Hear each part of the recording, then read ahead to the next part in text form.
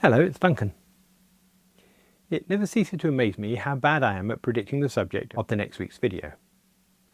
This week I really did set out to benchmark Ktor on HTTP4K for endpoints that perform I/O, but it very quickly became clear that the data model from the example project wasn't suitable. It uses Kotlin's mutable list, but the operations on that interface are not suspend functions, and Ktor needs coroutines in order to not block on I/O. So instead of measuring, I ended up refactoring, migrating from mutable list to a repository object that is much more amenable to implementation with a database, even if in the test we still actually hold data in an array list. Okay, we're good and everything passes. So far we've discovered that both HTTP4K and Ktor are able to process HTTP requests faster than we can make them, or at least it seems faster than the Mac TCP stack can accept them. Mostly, though, our web apps are limited by the fact that our handlers will be making database requests, collecting information from other systems, and so on, in order to make a response. That will all take time, and I'd like to simulate that in our tests. Now, our tests have been talking to the customer root, and our customer's model is this mutable list of customer. Now, mutable list is an interface, but what we'll actually be getting back from this mutable list is an array list. So all of our requests are just going to be lookup in an array. That's not very realistic. In most real applications, we would expect to be going to a database to look up the customers. So let's see how that fact changes the interface that we want of our model. Let's first of all see how we're using the in-memory one. So we'll look in roots for, and let's look at what we're doing with our customers. So here we're asking whether the customers is empty. Here we're asking customers find. Well, that's a Kotlin extension on iterable, and certainly not something we'd be able to do with the network. We are also doing addCustomer here and remove if here. We might expect add to work well over the network, but remove if taking a Kotlin lambda, again, that would be hard to get running against a database. Actually, it's interesting that there are two models here. There's the model that our roots takes, this mutable list of customer, and there's the model that our roots exposes. And that is that we can list all of the customers. We can get a particular customer by ID. We can add a customer by posting, and we can delete a customer by ID. And the job of these roots is to map the REST interface, this HTTP one here, to the mutable list interface here. And that's done by these operations here, like customers find. Now, often it's a good idea to have our roots as thin as possible, so they don't really have any logic in them. All they do is map to and from HTTP concepts. On the subject of which, there's one gratuitously bad mapping, which is to say that if we don't have any customers, we're sending a response of OK with the body of a string of no customers found. That was in the original example code that we reproduced in HTTP4K, but putting ourselves in the position of a user of this API, if we want to parse the body of this response, at the moment we'd have to look at the content type to decide whether to use a JSON parser or not. Alternatively, I suppose we could look for the string no customers found, and if we don't have it, try and parse the result as JSON. But both of those seem to be jumping through a lot of hoops when it would be possible to just return an empty array when there aren't any customers. That would simplify everything and also allow us not to rely on this operation here, customers is empty. So, at the risk of breaking existing clients, let's fix that first. We'll go to the tests and we'll say the customer root HTTP4K tests. Here's returns no customers found when there are no customers. I think we could change this to returns empty array. So if we clear the customers, we still get back an OK, but the body string will be equal to an empty JSON array. Now if we run those tests, we'll have a failure that we can make pass by just removing this code here. Try that. Good, and we'll do the same thing for the Ktor version. So where do we have? We have returns an empty array when there are no customers. And again, we can do that. Run. Fix up the Ktor version. And that is in here on the other side of the else. Good. So what's the problem with using mutable list as our internal model? Well, let's have a look. Here is mutable list. It's actually the Java mutable list. It supports all the operations on list. and also things like add, remove, add all from a collection, remove all, retain all, set an item at a particular index, remove at an index. And all these operations would be very hard to make work against a database. For example, what does it mean to replace an item at a particular index with another one in a database table? Database tables don't really have a natural sort order. So let's see how we can go about narrowing the interface we use from mutable list to just the operations that we actually need. A way of thinking about this is that we need to move from a type that we don't own, mutable list of customer, to a type that we do. And a good first step on that list is a type alias. So what I'm going to do is I'm going to take this and introduce a type alias there. And it's offering customer mutable list. I think we're just going to call this customers. And there you can see we have it. It's introduced a type alias for customers as a mutable list of customer.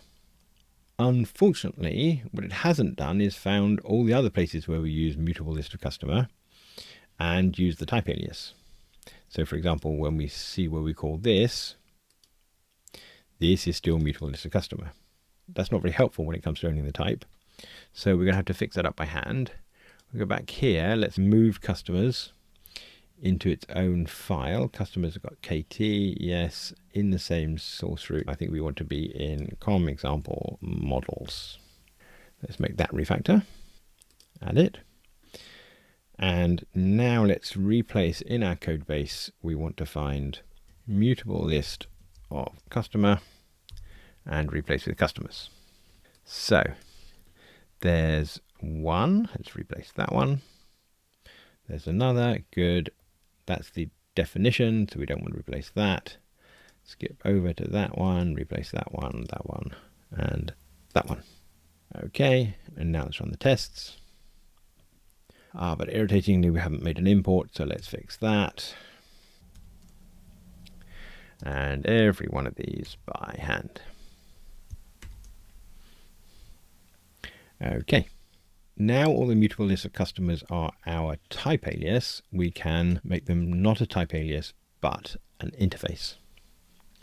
So if we say this is interface customers that extends mutable list of customer, let's try building that. Okay, so now we have a problem. We've introduced a new type, and because of that, a mutable list of customer is not the same as our customers type. So let's pull that over there. And what I think I'm going to do is I'm going to return this to the type alias in order that we can add a replacement for this function here that will return our type.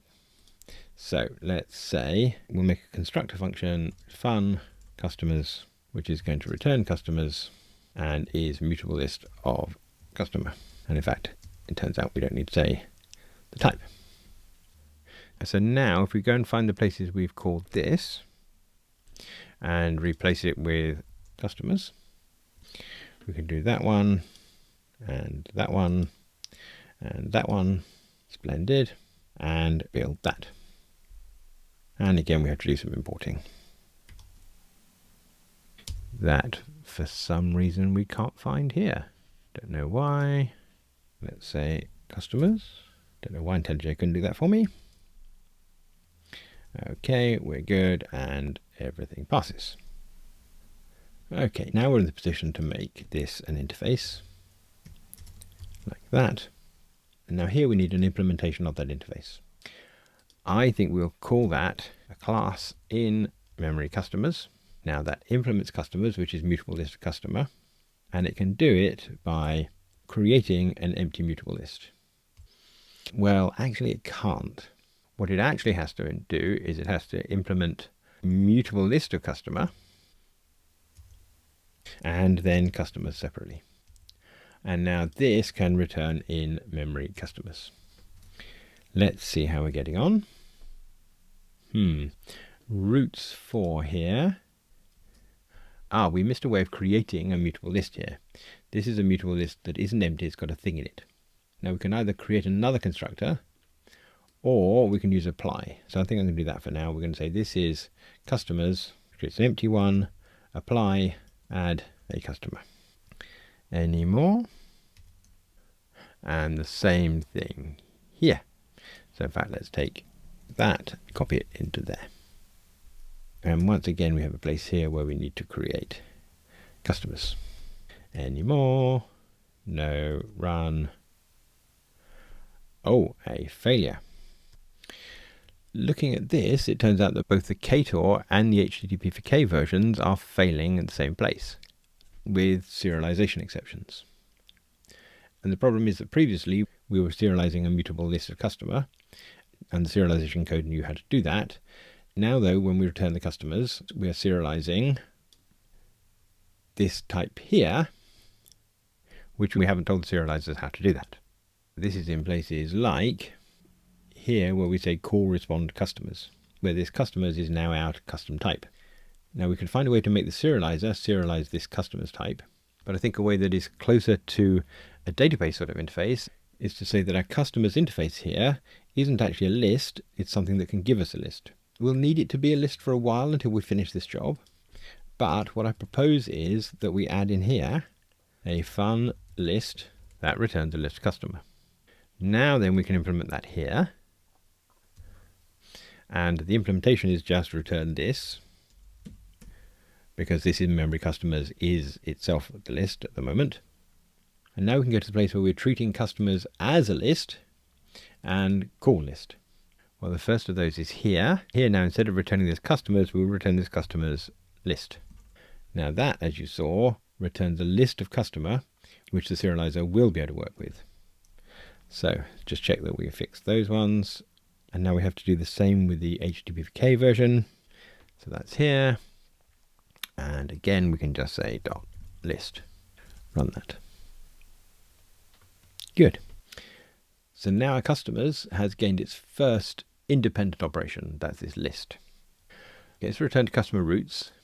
Okay, when we bind to slash with an ID parameter, at the moment we go through our list of customers and we find the one with an ID.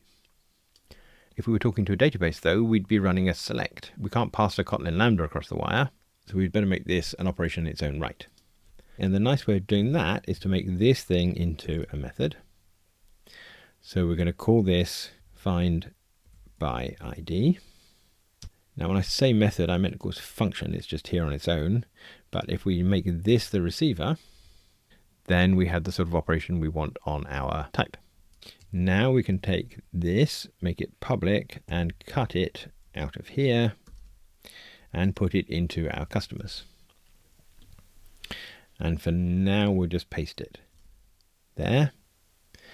And we have this nice update usages to reflect the move. So we do Alt Enter to fix those things. Does that still pass? It does, good. Now ordinarily you can convert an extension to a method, but that doesn't seem to be true for interfaces. That's a bit of a shame, but let's just move it down here. Like that, take that away, say override, and now create the one in our interface. And run. Oh, and we have to fix a compilation. Good. Looking at this, it's interesting that we had this ID as nullable. That came about, I think, because this request.path returns a string question mark, but I don't think it makes any sense to pass null to findById. So let's change the type of that and that. Build. And now we have to decide what to do if this ID is null. Now, as it happens, I think we have a test for that. So if we look in the HTTP for K customer root tests, we have this returns all customers with no ID. Now I suspect that means that this can never actually be null, because if it is, then this root will be hit. So I think we can probably just say question mark colon error, and we use these or errors to check our logic. So I think in here we should be able to say should not be null because that is a different root. Are we right? Well, the tests say we are. Okay, so now we've introduced customers findById. Let's use it in the Ktor version. So we're looking customer roots, and here we are, get ID. This has checked to see whether we have an ID, but now here I think we can say customers findById, passing in the ID, and if that is null, then we're returning not found. Is that good? Yes, it is. Let's do our next operation from the Ktor side. We had this customers add. Now that add is on MutableList. Let's take this code here. We'll make a function out of it, which is addCustomer. We'll make this a receiver, make it public, cut it out of here, go to customers and put it in here, update things, run. That's all good. And now we'll do the same thing as we did before. We'll take this thing, make it a method on customers.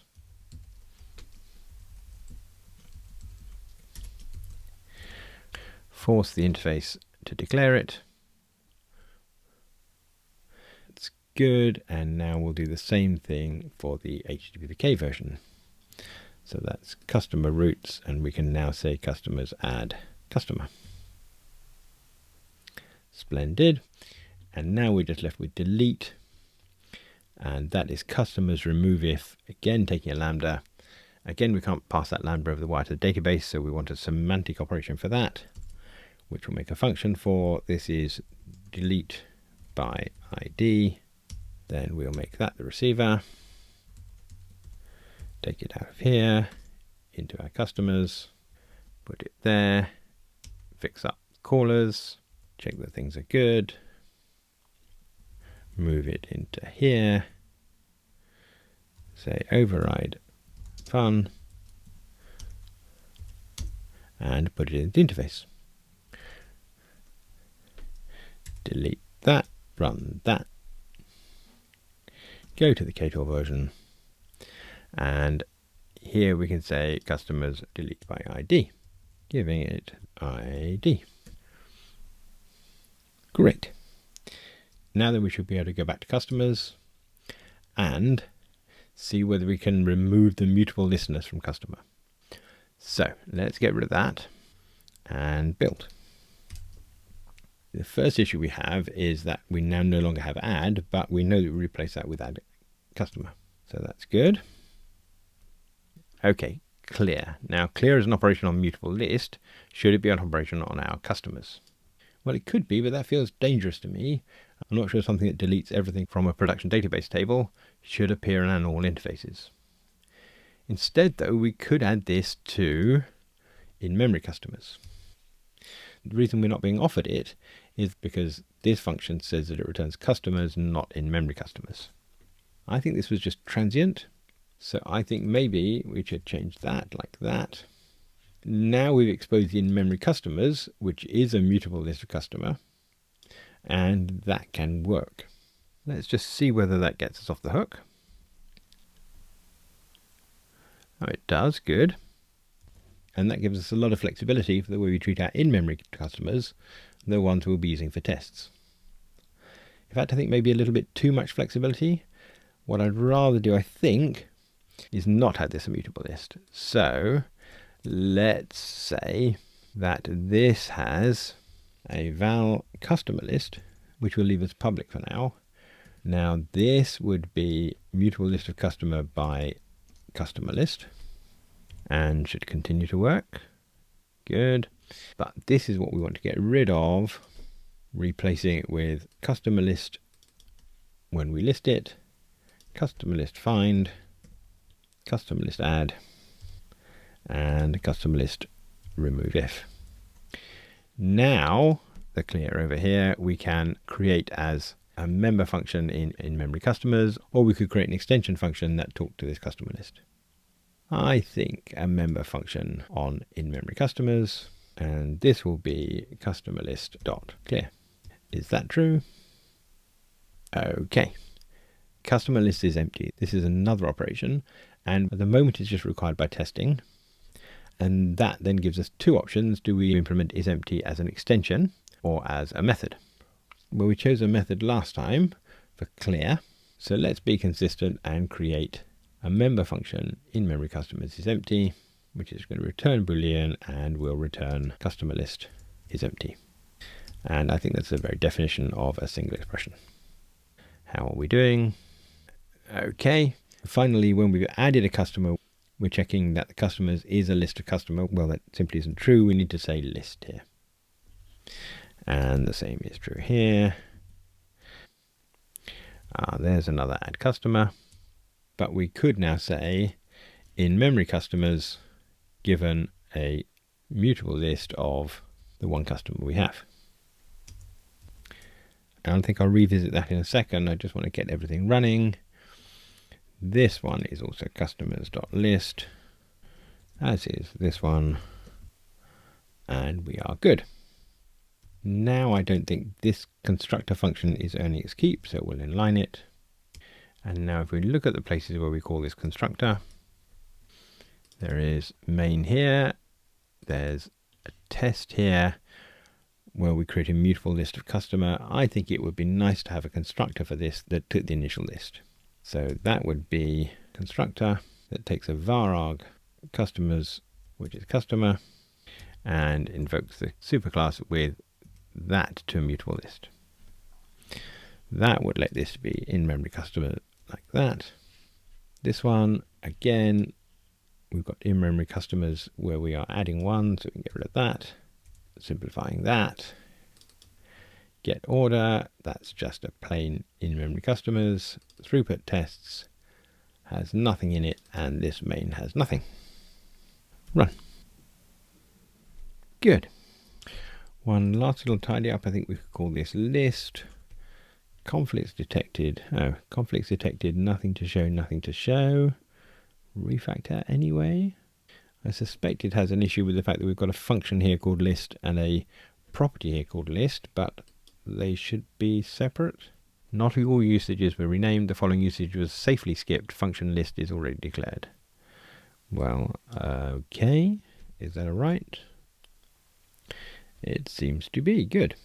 Oh, and I've just seen another issue here. deleteById, I think, should be taking a non-nullable string. I wonder if that has any effects. We had the same issue here with customer roots, I think. We could say error. And I don't think it's the root this time. I think it's the method, which is to say this delete versus get. All still good. Splendid. And now, in fact, we can use this file to check that our mapping from the roots to the customers is as simple as it can be.